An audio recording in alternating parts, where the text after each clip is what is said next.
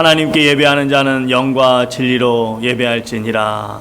할렐루야. 좋으신 아버지 하나님, 귀한 주일 아침 주의 사랑하는 백성들 마음을 모아 주님께서 받아주시기를 믿는 마음으로 또 사모하는 심령으로 예배를 올려드립니다.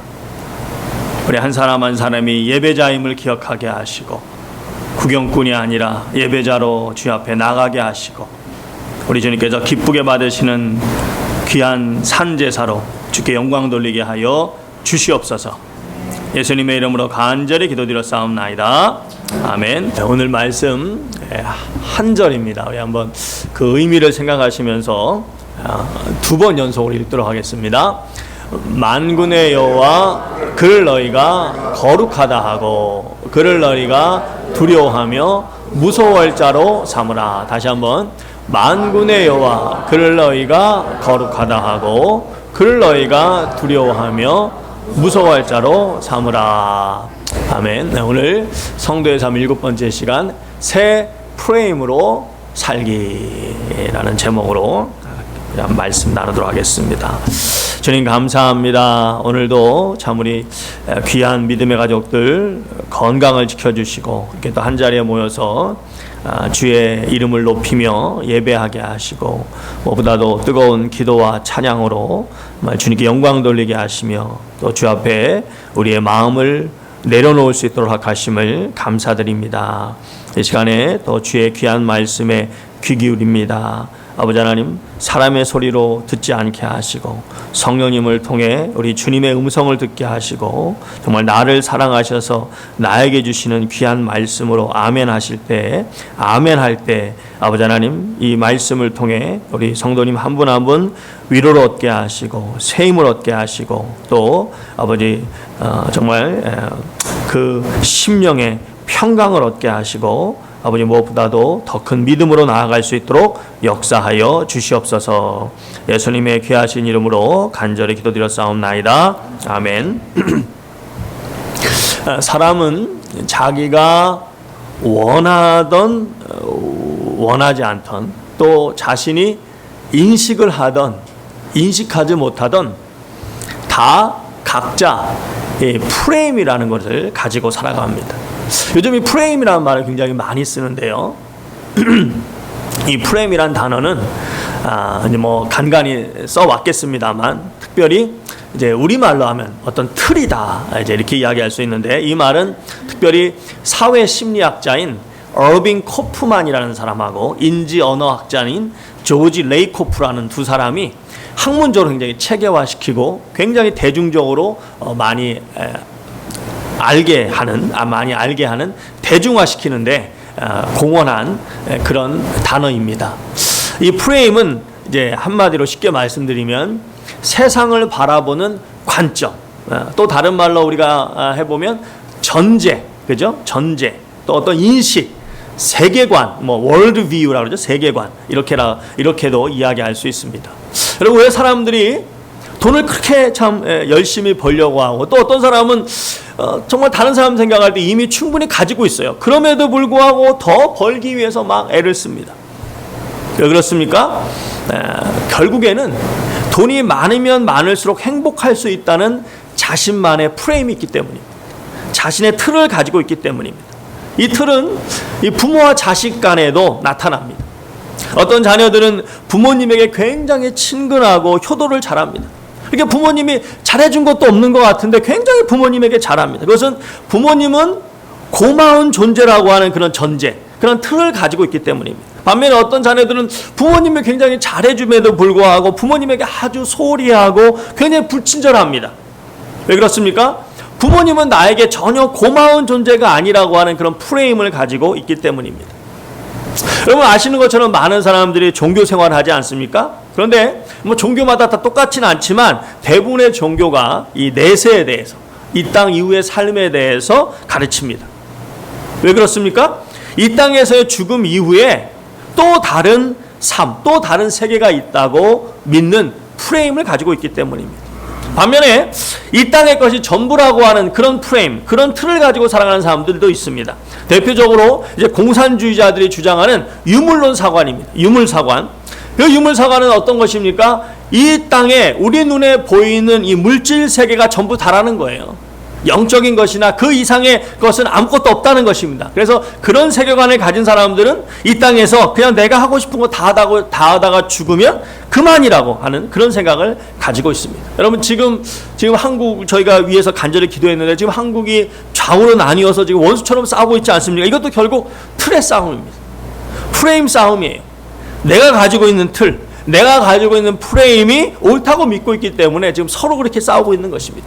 그럼 우리는 어떻게 이런 전제를 가지게 되었을까요? 이제 주로 학습이나 지식을 통해 우리가 갖게도 되지만 또 많은 경우에 있어서는 경험에 의해서 갖게 됩니다. 어떤 분은 교회에 대해서 굉장히 부정적인 사람이 있어요. 잘 알아봤더니 어렸을 때 교회에서 아주 안 좋은 경험이 있었던 것입니다. 그래서 그 이후로는 교회에 대해서 굉장히 부정적인 그런 틀을 갖게 됩니다. 그런 프레임을 갖게 된 것입니다. 반면에 어떤 분은 자신은 교회 다니지 않아요. 하지만 교회에 대해서 굉장히 긍정적으로 말하고 목사님에 대해서 굉장히 친절하게 그렇게 대합니다. 왜 그러느냐? 예전에 자기가 어려울 때 이웃분이 자기에게 굉장히 친절하게 대했는데 그분이 알고 봤더니 교회 집사님이셨던 거예요. 그래서 그때부터 교회에 대한 좋은 인식, 좋은 전제, 좋은 틀, 좋은 프레임을 갖게 된 것입니다. 이처럼 여러분 이 프레임은 우리의 삶의 곳곳에서 나타나는데요. 어떤 분은 또 보니까 절대 칼국수를 안 먹어요. 왜 그러느냐? 어릴 때 하도 가난해서 어머니가 이 싸고 푸짐하게 먹을 수 있는 칼국수를 갖다 그냥 뭐 눈만 떴다 하면 해주고 눈만 떴다 하면. 그러니까 이 칼국수 하면 가난이라고 하는 프레임을 갖게 됐습니다. 그래서 이제 나이가 들어서 넉넉하게 살게 되었을 때는 이 칼국수가 가진 그 가난이라는 프레임 때문에 가급적 칼국수가 나오면 입에 대지 않는 것입니다. 사랑하는 성도 여러분, 그럼 예수님을 믿는다는 것은 무엇을 의미할까요? 예수님을 믿는다는 것은 바로 내가 그동안 가지고 살던, 내가 그동안 가지고 있던 이 프레임이 바뀌는 것입니다. 이전에는 돈이 최고였지만 이제는 예수님이 내 삶의 최고가 되는 것입니다. 이전에는 세상이 말하는 기준이 우선이었지만 이제는 성경 말씀이 내 삶의 기준이 되는 것입니다. 여러분, 예수님을 믿는다고 하면서도 여전히 주님의 일 열심히 하는 사람보다도 돈 많은 사람이 더 좋아 보이고 더 부럽게 느껴지고, 비록 교회는 다니고 있지만 여전히 영혼을 살리는 그런 일보다도 내가 좀 더 놀고 좀 더 즐기는 것에 내 삶의 우선순위가 가 있다면 우리는 다시 한번 정말 내가 예수를 믿고 있는 사람인지 진지하게 점검을 해봐야 되는 것입니다. 성경에 보시면 구원에 대해서 다양한 그런 표현을 쓰고 있는데요. 대표적인 말씀이 바로 거듭났다라는 표현을 씁니다. 요한복음 3장 3절에 뭐라고 말씀하십니까? 예수님께서 대답하여 이르시되 진실로 진실로 내게 이르노니. 여러분, 성경에서 예수님이 진실로 진실로 두 번 강조하신 것은 너무나 중요한 말이라는 거예요. 결코 잊지 말라는 거예요. 마음에 새기라는 거예요. 진실로 진실로 내게 이르노니 사람이 거듭나지 아니하면, 뭐 하지 아니하면? 하나님의 나라를 볼 수 없느니라. 또 베드로전서 1장 23절에 뭐라고 말씀하십니까? 너희가 거듭난 것은, 너희가 다시 태어난 것은, 너희가 구원받은 것은 썩어질 씨로 된 것이 아니고 썩지 아니할 씨로 된 것이니 살아있고 항상 있는, 살아있고 항상 있는 하나님의 말씀으로 된 것이니라. 1.1획도 변함없는 영원히 우리 함께 하시는 귀한 이 구속의 말씀, 이 복음의 말씀, 이 말씀으로 결코 썩지 않을 이 귀한 말씀으로 너희가 거듭났다, 구원받았다는 것입니다. 여러분, 이 거듭났다가 영어로 무엇입니까? born again, born again. 다시 태어났다는 거예요. 바로 새 사람이 되었다는 것입니다. 그래서 에베소 4장 24절에 뭐라고 말씀하십니까? 하나님을 따라, 뭐를 따라? 하나님을 따라 의와 진리의 거룩함으로 지으심을 받은 새 사람을 입으라. 여러분, 이 하나님을 따라, 이 하나님을 따라 이 말은 다른 말로 하면 라이크니스예요. 라이크니스. 바로 하나님과 같이입니다. 하나님과 같이 너희가 의와 진리의 거룩함으로 지으심을 받은 새 사람을 입었다는 말은 무슨 말입니까? 너희를 통해서 이제 하나님의 영광이 나타난다는 것입니다. 이것을 또 다른 표현으로 뭐라고 말씀하십니까? 새로운 피조물이라고 이야기합니다. 우리가 잘 아시는 말씀 고린도후서 5장 17절에 뭐라고 말씀하십니까? 그런즉 누구든지 누구 안에 있으면, 그리스도 안에 있으면 새로운 피조물이라 이전 것은 지나갔으니 보라 뭐가 되었도다? 새 것이 되었도다. 사랑하는 성도 여러분, 잘 들어보시기 바랍니다. 거듭났다, 새로운 피조물이다, 새 사람을 입었다. 다 무슨 뜻입니까? 그렇습니다. 예수님 믿는다는 것은 좋은 옷 입고 일요일 되면 오전 몇 시가 되는지 교회마다 다르겠습니다만 어느 일정한 시간이 되면 내가 교회에 다니겠다는 그런 뜻이 아니라, 물론 그것도 일부분이지만 본질적인 의미는 그것이 아니라 예수님 믿는다는 것은 완전히 다른 사람이 되었다는 것입니다. 그 사실을 분명히 각인시키고자 성경은 아예 새로 태어났다, 거듭났다라고 이야기까지 하고 있는 것입니다. 자, 그런데 여러분, 솔직히 한번 말해봅시다. 정말 여러분 다시 태어나신 것 같습니까? 아니지 않습니까? 많은 사람들이 그런 생각을 해요. 내가 다시 태어날 수 있다면 좀 있는 집에 좀 태어나거나, 좀 내가 지금 내가 보니까 코가 좀 약간 이상한데 다시 태어나면 내가 코가 좀 아주 멋지게, 눈이 좀 아주 멋지게, 그렇게 좀 생각하는 사람들이 많이 있는데, 여러분 어떻습니까? 보시면 그렇지 않지 않습니까? 보시면 여전히 똑같은 사람, 분명히 달라졌다고 하는데 여러분 뭐가 달라진 거예요? 여전히 똑같은 사람이 여전히 똑같은 생각을 가지고 똑같은 환경 속에 살아갑니다. 달라졌다고 하는데 뭐가 새롭고 뭐가 다시 태어났다는 것이고 뭐가 새 사람이라는 건지 도저히 알 수가 없는 거예요.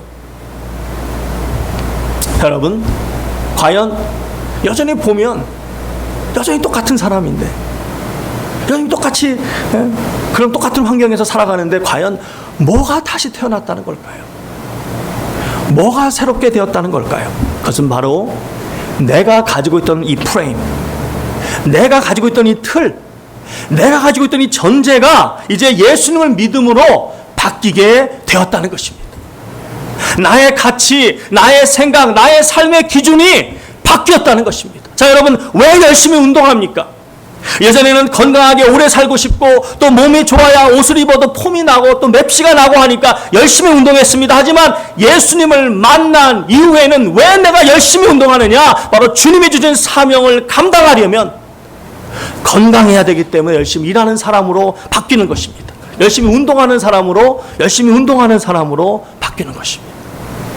마태복음 26장 41절에 뭐라고 말씀하십니까? 시험에 들지 않게 깨어 기도하라. 마음은 원이로되 뭐가 약하도다?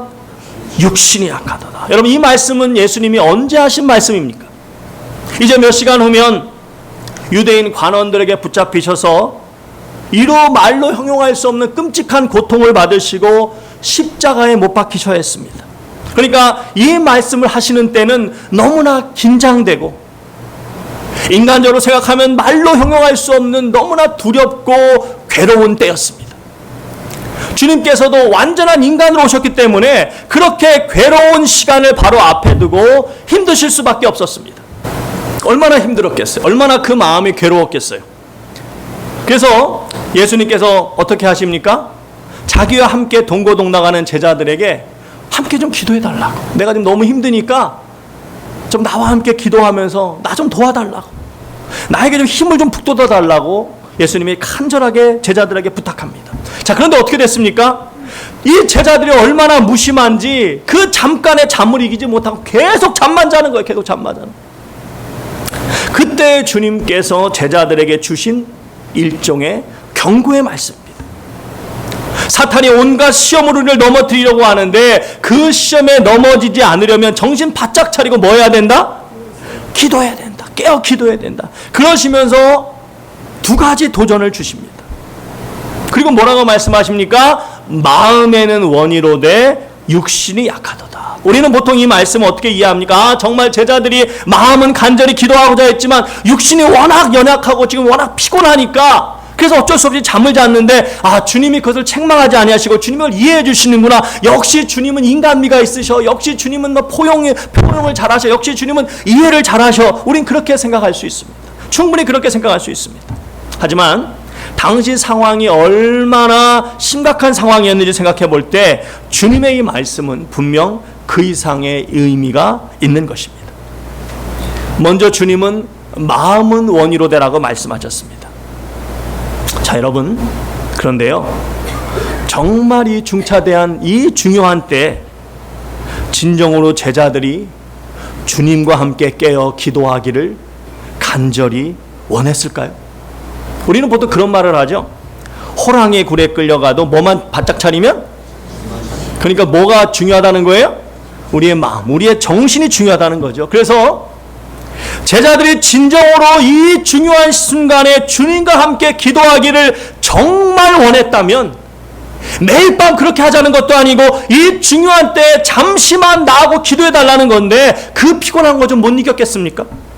그래서 사실 주님이 이 말씀을 하셨을 때 제자들이 뜨끔했을 것입니다. 그리고 이 말씀은 정말 짧은 말씀이지만, 마음은 원이로 되라고 하는 정말 짧은 말씀이지만 오늘 우리에게도 많은 도전을 주시는, 많은 생각을 하게 하시는 말씀입니다. 여러분, 우리 주변에 그런 사람들이 얼마나 많습니까? 바쁘다, 힘들다, 어렵다, 이런저런 이유로 온전히 헌신하지 못하는 사람이 얼마나 많습니까? 그런데 과연 그래서일까요? 정말 핵심은 내 마음이 그런 간절함, 그런 원함이 없는 것은 아닐까요? 그 다음에 주님은 또 하나의 중요한 말씀을 하십니다. 육신이 약하도다.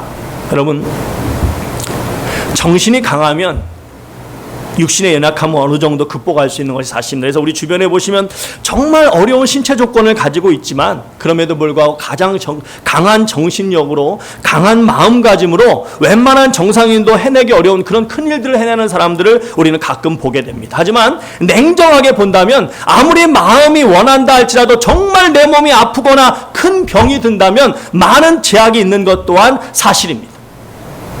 마태복음 5장 16절에 뭐라고 말씀하시니까 이같이 너희 빛이 사람에게 비치게 하여 너희의 착한 행실을 보고, 뭐를 보고? 너희의 착한 행실을 보고 하늘에 계신 너희 아버지께 영광을 돌리게 하라. 그렇습니다. 성도는 착한 행실을 나타내는 삶을 살아가야 됩니다. 어려운 사람을 도와주고 베푸는 그런 착한 행실을 보여주는, 올해의 표어가 믿음이 보여지는 해인데 정말 이렇게 우리의 착한 행실이 나타나게 해야 돼요. 그런데 여러분, 착한 행실을 하기 위해서는 내 몸이 약해도 돼요? 아니면 건강해야 됩니까? 건강해야 됩니다. 주님의 명령입니다. 그런데 몸이 아파 보십시오. 아무리 하고 싶어도 못하는 것입니다. 그래서 성도는 주님을 믿기 전에는, 주님을 만나기 전에는 내가 건강해야 유럽도 가고 동남아시아도 가고 아프리카도 갔다 오고 저 사파리 그 사자 이런 거는 그것도 한번 봐야 되고 저 남미도 갔다 오고 내가 건강해야 여기저기 다닐 수 있다라고 생각했는데, 그래서 건강에 신경 썼습니다. 그래서 좋은 거 먹고 좋은 약 먹고 그래서 운동도 열심히 하고 그랬는데 주님을 만난 이후에는 바로 복음을 위해서, 바로 주님을 위해서 내 몸을 더욱더 잘 관리하는 사람으로 바뀌는 것입니다. 이처럼 주님을 만난다는 것은 내가 믿고 따르던, 그래서 내 삶에 영향을 미쳤던 생각의 틀, 바로 이 프레임이 완전히 새롭게 바뀌는 것입니다. 사고 체계가 완전히 새 프레임으로 전환되는 것입니다. 그래서 골로새서 3장 10절에 뭐라고 말씀하십니까? 너희가 새 사람을 입었으니 이는 우리를 창조하신 그 창조자의 형상을 따라 지식에까지, 뭐에까지? 지식에까지 새롭게 하심을 받았느니라. 여러분과 제가 새 사람을 입었습니다. 구원을 받아 새 사람을 입었습니다. 그것은 바로 자기를 창조하신 이의 형상을 따라. 이게 무슨 말입니까? 우리가 잃어버렸던 그 창조자의 그 영광스러운 형상을 회복하는 것입니다. 회복하게 되었다는 것입니다. 그 형상을 회복한다는 것은 무슨 소리냐? 뭐에까지 새롭게 된다고요? 뭐에까지? 지식에까지. 자, 여기에 쓰인 이 지식에 쓰인 헬라어가 어떤 헬라어냐면 보통 우리가 어떤 학습이나 그런 정보를 통해서 얻는 그런 어떻게 보면 단순한 지식이죠. 그런 지식은 그노시스라는 단어가 있는데요. 여기에서 쓰인 헬라어는 그노시스가 아니라 에피그노시스라고 하는 단어를 바울 사도가 특별히 골라서 썼습니다. 이 에피그노시스, 이 에피는 위에입니다. 위에. 그러니까 이 단어를 있는 그대로 한번 좀 이렇게 해석을 해보면 바로 위로부터 오는 지식이에요. 에피그노시스, 위로부터 오는 지식. 이게 무엇을 의미하느냐? 바로 하나님과의 관계 속에서 오직 성령님을 통해서만 깨달을 수 있는 영원한 참된 영적 진리가 무엇인지를 알게 되었다는 것입니다. 그래서 이전에 가졌던 그 썩어 없어질 옛 생각, 옛 가치관, 옛 기준, 이 모든 것들이 이제는 하나님 중심으로, 성경 중심으로, 완전한 새 프레임으로, 새 틀로 바뀌게 되었다는 것입니다. 그게 바로 구원받은 자, 새 사람을 입은 자, 지식에까지 새로움을 입은 자의 모습이라는 것입니다. 그렇기 때문에 여러분, 만일 어떤 분이 교회는 오래 다녔는데 아무리 오래 다녔어도 여전히 말씀을 듣기만 하면 그렇게 졸리고 그렇게 감동이 없어요. 그런데 누가 루이비통 짝퉁만 갖다 줘도 그렇게 막 신이 나고 정신이 번쩍 나. 응? 또 아무렇지도 않다가도 교회만 오려고 하면 자꾸 그냥 피곤하고 온몸이 천근만근 그러는데 어디 여행만 간다고 하면 그렇게 아팠던 무릎도 아무렇지도 않아. 그냥 막 펄펄 뛰어다녀. 만일 그렇다면 정말 나는 정말 나는 새로운 피조물이다. 정말 나는 거듭나서 이 지식에까지 새로워진, 그러니까 새 프레임을 가진 새 사람을 입었다라고 할 수 있는가 하는 것입니다. 여러분, 우리는 내가 구원받은지에 대해서 종종 이야기를 합니다. 그런데 요한일서 3장 21절에 보니까 이렇게 말씀하십니다. 사랑하는 자들아, 만일 우리 마음이 우리를 책망할 것이 없으면 하나님 앞에서 담대함을 얻고. 여러분, 어떻게 우리가 하나님 앞에서 책망할 게 없을 수 있을까요? 그 다음 말씀 22절에 보니까 이렇게 말씀하십니다. 하나님 앞에 담대함을 얻고 무엇이든지 구하는 바를 그에게서 받나니 이는 우리가 그의 계명을 지키고, 뭐를 지키고? 그의 계명을 지키고 그의 앞에서 기뻐하시는 것을 행함이라. 다시 말해서 하나님이 기뻐하시는 삶을, 하나님이 기뻐하시는 일을 행하며 하나님이 기뻐하시는 삶을 살기 때문이라는 것입니다. 자, 그러면 책망할 것이 없다는 것은 무슨 뜻입니까? 바로 하나님의 계명을 지키며 그가 기뻐하시는 일을 행하며 살아가는 삶, 그 모습이 바로 하나님 앞에 책망할 것이 없이 담대함을 없는 성도의 모습이라는 것입니다. 자, 그럼 그의 계명이 뭐냐? 그 다음 말씀 23절에 보니까 그의 계명은 이것이니 곧 그 아들 예수 그리스도의 이름을 믿고, 그렇죠? 먼저 믿음이 있어야 되죠. 예수님만이 하나님의 아들이시고 우리의 구세주인 것에 대한 분명한 믿음이 있어야죠. 그 믿음이 있으면 어떻게 됩니까? 그 아들 예수 그리스도의 이름을 믿고 그가 우리에게 주신 계명대로 서로 사랑할 것이니라. 그렇습니다. 진정으로 예수님을 믿는 사람이라면 그의 계명대로 살아갈 수밖에 없습니다. 자, 그러면 어떤 일을 합니까? 그 다음 24절에 보니까 그의 계명을 지키는 자는 주 안에 거하고, 누구 안에 거하고? 주 안에 거하고 주는 그의 안에 거하시나니 우리에게 주신 성령으로 말미암아. 우리에게 뭘 주셨다고요? 그렇습니다. 주의 계명을 지키고 주의 이름을 믿고 그 믿음 안에 살아가는 새 사람이 된 사람, 구원받은 사람, 거듭난 사람에게는 성령님이 계십니다. 우리에게 주신 성령으로 말미암아, 그리고 뭐라고 말씀하십니까? 그가 우리 안에 거하시는 것을 우리가 아느니라. 사랑하는 성도 여러분, 다시 말씀드리지만 구원받은 사람에게는 누가 계십니까? 성령님이 계십니다. 그 그 말은 곧 주님이 우리와 함께 하신다는 것입니다. 그렇기 때문에 성령의 사람은 이 성령의 은혜를 통해서 주님이 나와 함께 하심을 아는 것입니다.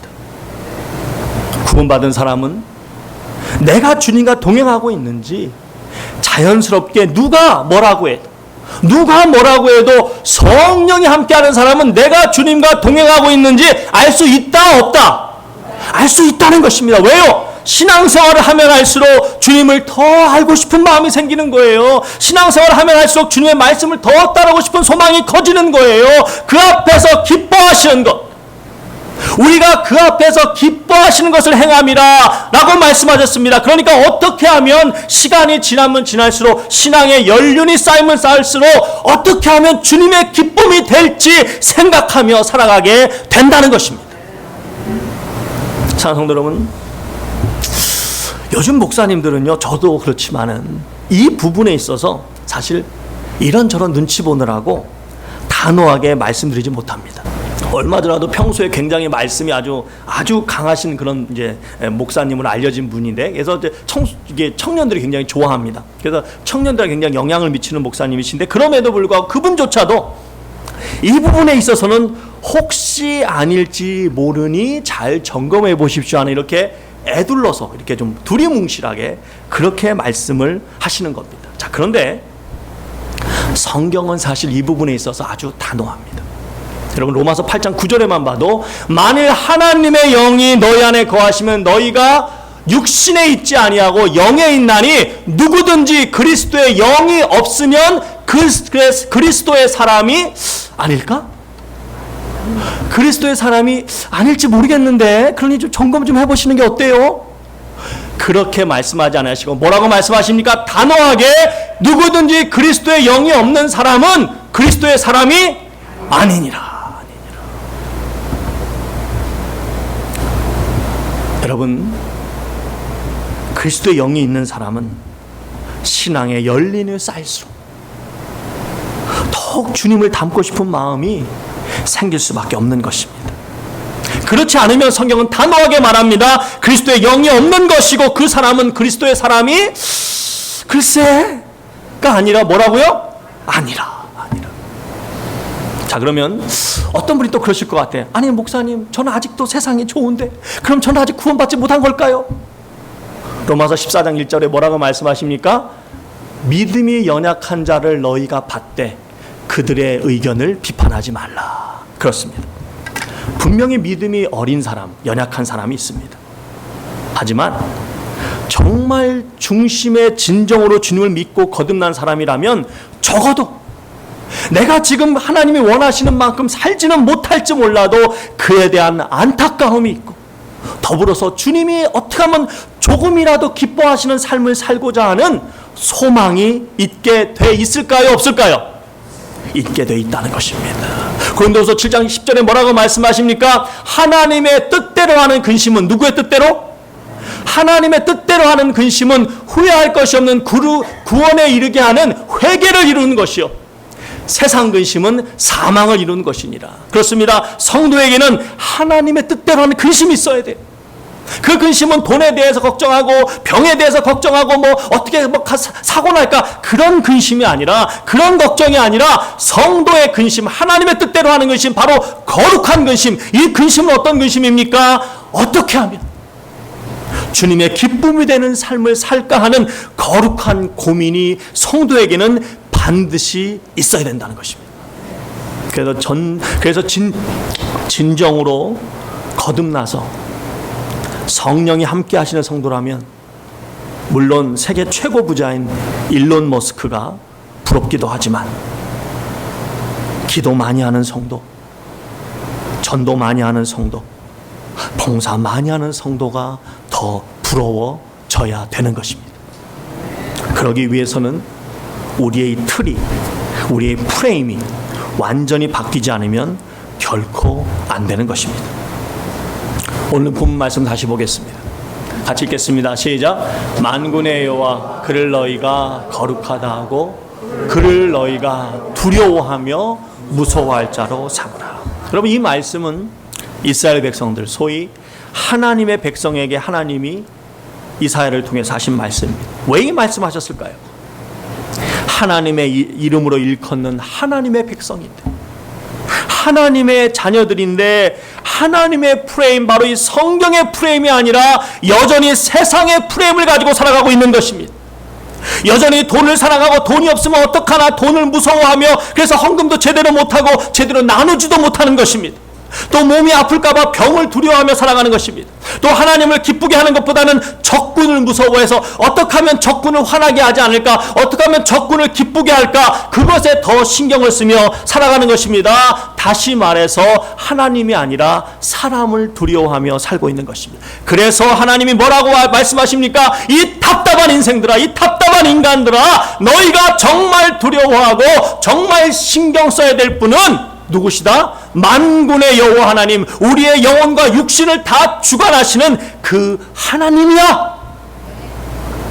그렇게 외치신 것입니다.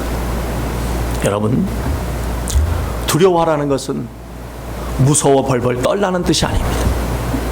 내 삶에서 가장 먼저 생각하고 고려해야 할 분은 바로 하나님이 되셔야 한다는 것입니다. 내가 항상 우선적으로 생각해야 될 분은, 내가 항상 우선적으로 내 삶 속에서 생각해야 될 것은 하나님의 뜻이어야 된다는 것입니다. 그것이 바로 성도가 반드시 가지고 살아가야 될 이 생각의 틀, 이 프레임이 돼야 되는 것입니다. 여러분, 주님을 만나고서 이처럼 새 프레임으로 완전히 변화된 좋은 예를 우리는 성경에서 볼 수 있는데요. 그 중에 하나가 바로 누가복음 19장입니다. 여러분, 누가복음 19장을 읽어보시면 삭개오라는 인물이 나오는데, 그 삭개오가 어떤 인물인지 암시하는 말씀이 나옵니다. 그 말씀의 19장 말씀에 의하면 그는 사람들에게 굉장히 불만이 많은 사람들이었습니다. 사람들에게 받은 상처가 많은 사람이라서 사람들에게 불만이 많은 사람들이었습니다. 또 고집이 아주 센 사람이었습니다. 그런데 그는 세리장이었어요. 그 말은 무슨 뜻이냐면 그는 평생 돈만을 추구하며 살았던 사람이라는 것입니다. 왜냐하면 이 돈으로 자기를 무시하고 상처 준 다른 사람들을 업신여기고, 이 돈으로 다른 사람들을 누르고, 이 돈으로 다른 사람들을 부끄럽게 만들고, 또 이 돈이 있어야 내가 받았던 이 서러움을 다 복수하며 내가 원하는 것을 다 누리며 살 수 있다고 생각하고, 그 프레임을 가지고, 그 틀을 가지고 평생 평생 돈 하며 살았던 사람입니다. 자, 그런데 그가 그렇게 강력하게 추구하던 그 삶의 프레임, 그 삶의 틀이 주님을 만나고서 완전히 바뀌게 됩니다. 우리 말씀 한번 읽겠습니다. 같이 읽겠습니다. 시작. 삭개오가 서서 주께 여짜오되 주여 보시옵소서, 내 소유의 절반을 가난한 자들에게 주겠사오며 만일 누구의 것을 속여 빼앗은 일이 있으면 내 갑절이나 갚겠나이다. 주님을 만나고 나니까 이제 사람은 내가 복수하고 증오할 대상이 아니라 내가 사랑할 대상이 되었고, 나에게 주신 이 많은 돈은 나를 자랑하고 다른 사람들을 깔보고 내가 원하는 것을 마음껏 즐기라고 나에게 주신 것이 아니라 바로 불쌍한 사람을 돕고 베풀라고 주신 하나님의 은혜라는 것을 깨닫게 된 것입니다. 그러니까 완전히 그의 프레임이, 그의 틀이 바뀌어버린 것입니다. 그래서 오늘 여러분이 읽은 이 말씀은 사실 내 재산을 다 내놓겠다는 것입니다. 그런데도 전혀 아깝지가 않은 거예요. 왜냐? 주님 전에는 상상도 할 수 없는 놀라운 일이 그에게 생겼는데, 그 이유는 바로 주 안에서 자신이 평생 알지 못했던 참 기쁨과 평안을 얻게 되었기 때문인 것입니다. 우리 새누리 가족 모두에게도 이 프레임의 전환이 온전히 있어질 수 있기를 주님의 이름으로 축원드립니다. 지금 여러분, 한국이 참 많이 시끄럽습니다. 참 여러 가지로 마음이 무거운 그런 상황입니다. 과연 이러한 상황을 우리 성도님들은 어떻게 봐야 될까요? 바로 성경의 프레임으로 봐야 될 줄 믿습니다. 선을 이루시는 하나님을 의심하지 마시고, 지금은 마치 안개 낀 것 같이 너무 어수선하고 너무 무질서하고 너무 혼란스럽지만 그럼에도 불구하고 여전히 하나님의 역사가 살아있음을 의심하지 마시고 끝까지 하나님을 바라보며 나가셔야 될 줄 믿습니다. 반드시 하나님의 분명한 뜻이, 하나님의 분명한 선이, 하나님의 분명한 공의가 바로 설 줄 믿고 의심하지 마시고 낙심하지 마시고 기도하며 나가야 될 줄 믿습니다. 지난 6.25 때 여러분 잘 아시는 것처럼 저 한반도 남쪽 낙동강 전선만 남은 정말 절대절명의 상황, 이제는 정말 끝났구나, 그런 상황이 있었습니다. 이제 한반도가 다 공산당에 점령당하고 이제 진짜 부산 그 조그만 지역만 남았던 그런 때가 있었습니다. 이제는 다 끝났다고 생각했던 그런 때가 있었습니다. 그런데 그런 상황도 결국 하나님이 역전시켜 주셨습니다. 반드시 하나님의 뜻이 바로 설 줄 믿습니다. 이제 이 성경적 프레임을 온전히 붙잡고 바로 주님의 기쁨이 되는 삶, 그의 앞에서 그가 기뻐하시는 것을 행하는 그 삶, 그 삶을 살아가시는 가운데 우리가 구하는 모든 것을 그분에게서 받으시는 귀한 우리 새누리 가족들 되실 수 있기를 주님의 이름으로 축원드립니다. 다 같이 오늘 찬양하시겠습니다.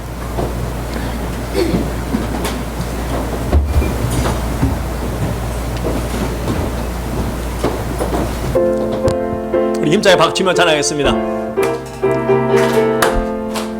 나 이제 주님의 새 생명 얻은 몸, 옛것은 지나고 새 사람이로다.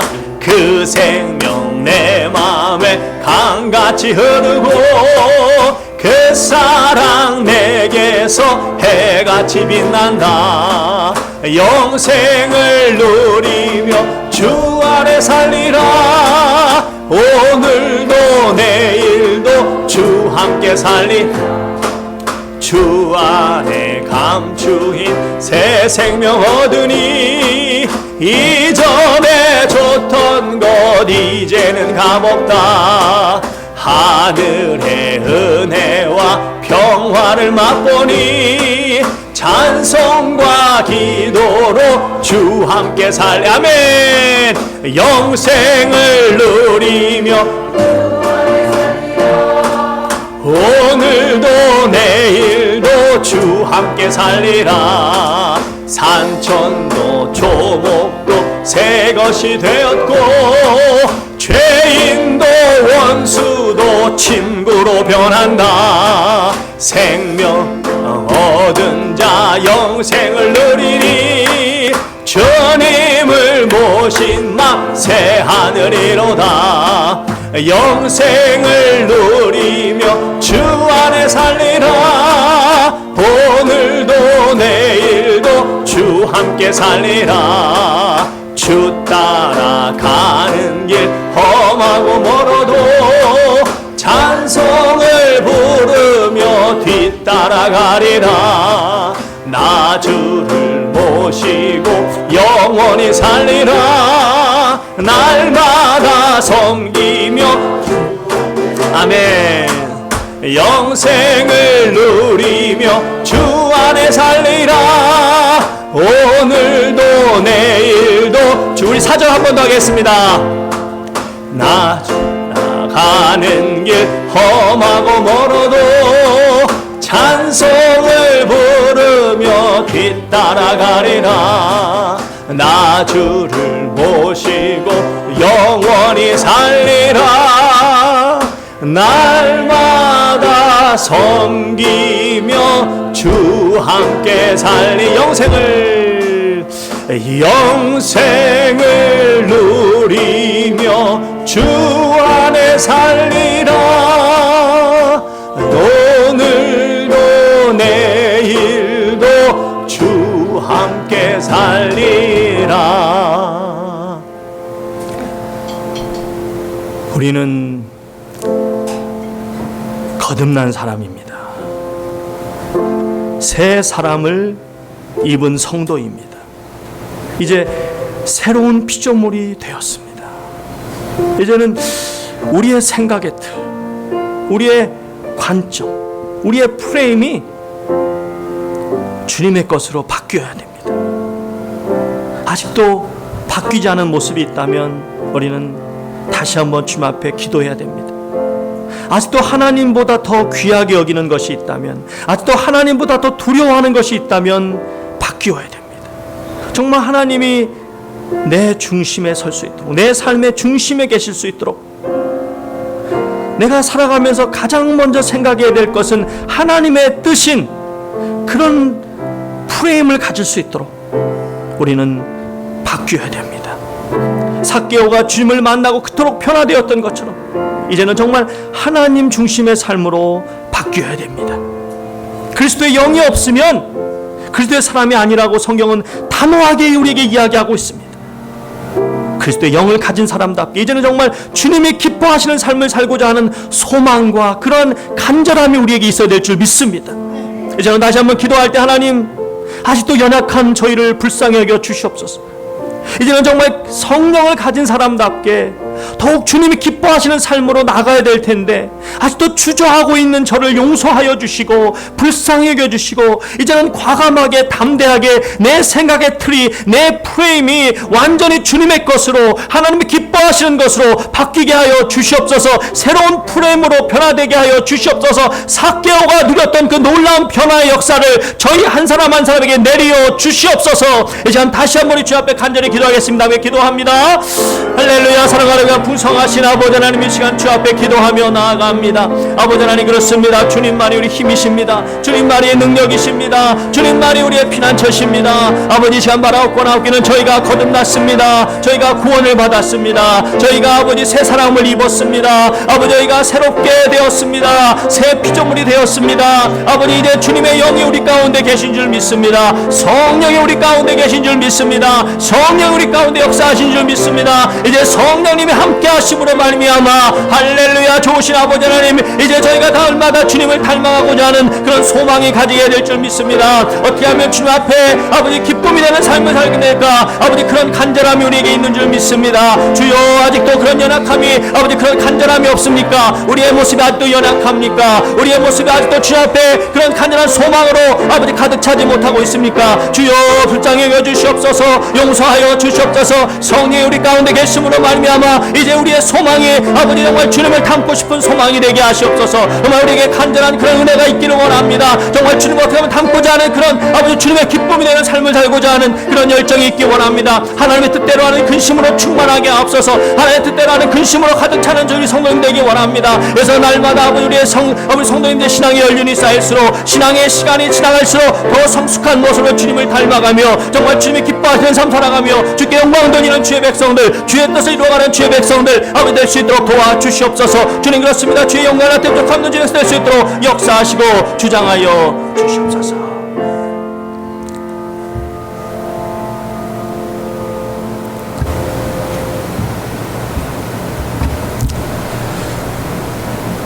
주님, 이렇게 우리의 프레임이, 우리의 생각이 어떻게 하면 정말 주님이 기뻐하시는 모습으로 바뀌어야 되는지, 우리가 구원받은 자로서, 거듭난 자로서 반드시 바뀌어야 됨을, 그래서 그런 사모함을 가져야 됨을, 그런 간절함을 가져야 됨을 우리가 말씀을 듣고 함께 기도했습니다. 아버지 하나님, 그러나 그럼에도 불구하고 여전히 그런 간절함이 우리에게 부족하다면 불쌍히 여겨 주시옵소서. 긍휼히 여겨 주시옵소서.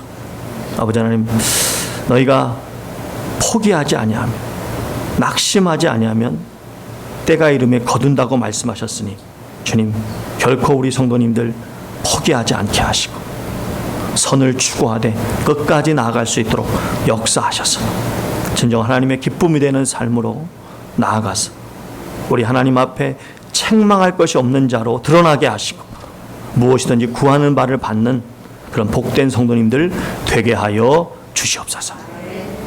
이제는 우리 주 예수 그리스도의 크신 은혜와 우리 주 아버지 하나님의 크신 사랑과 우주 성령님의 감동하심의 역사가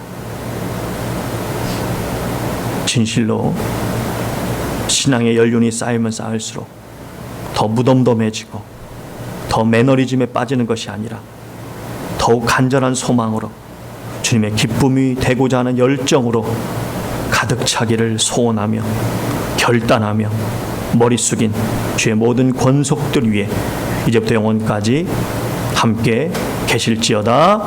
아멘.